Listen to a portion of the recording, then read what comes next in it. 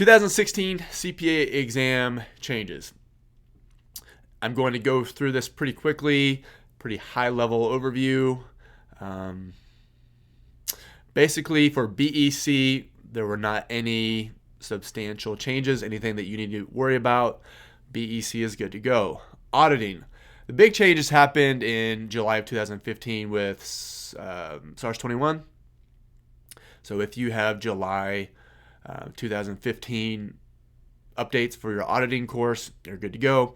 Regulation, the big changes for regulation happen mid-year. So 2015 tax law has been tested from July 1st, 2015 through June 30th, 2016. June is obviously a dead month, so it's through May 31st, 2016. I hope I said that right. June 30th, 2016. So basically, the 2016 tax law will begin to be tested July 1st of 2016. So, long story short, if your regulation materials are updated as of July 2015, you're good to go.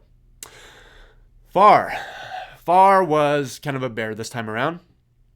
And as someone who has to do all the exam changes themselves, it was quite an ordeal. I'm glad I started in November so that I got it out before Christmas. But the reason why FAR was kind of a bear this time around was because one of the things that the FASB did was they did away with the extraordinary items classification. So they actually did that a while back, but it's just now CPA exam testable. And so now any unusual or infrequent items, they either go on the income statement above income from continuing ops, or they go in the footnotes. So you have two ways that you can do it there. One other little note is that they are no longer shown net of tax. And so when you pull out extraordinary items, like any multiple, just think of all the multiple choice questions that had extraordinary items in them. Like all of the example financial statements, like they all had to be redone. But so anyway, but it's all done now, and it was done before Christmas. And also bond issuance costs. So before the bond issuance costs would go on the balance sheet, and that is no longer the case. The bond issuance costs reduce the bond carrying value. So that is a change. Going concern. So if management decides that there is substantial doubt that the entity will continue as a going concern within 12 months of the financial statement issuance date, they have to issue some disclosures. So option A is, yeah, there's a problem, but we have a plan, and we think it's going to work. Here's the problem. Here's our plan. Here's why we think it's going to work. Here's our disclosures.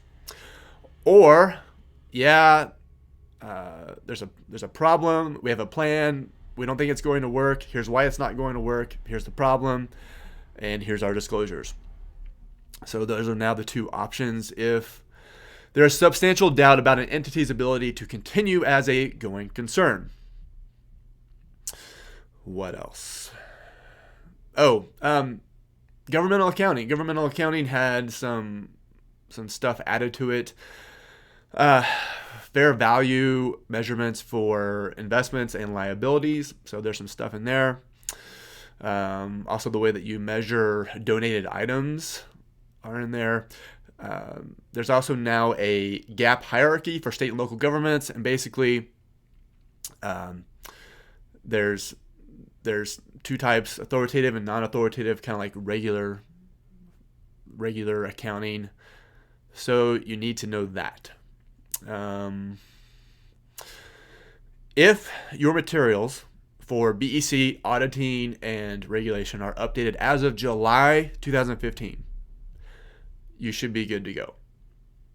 Now, if you have FAR materials, you need to have the 2016 version either of your materials, or if you want some amazing materials that don't cost the price of a really nice cruise, then you can get some Ninja materials. There's free downloads on the site, some free demos as well. All right, end of that marketing message, but many more marketing messages to come, I promise.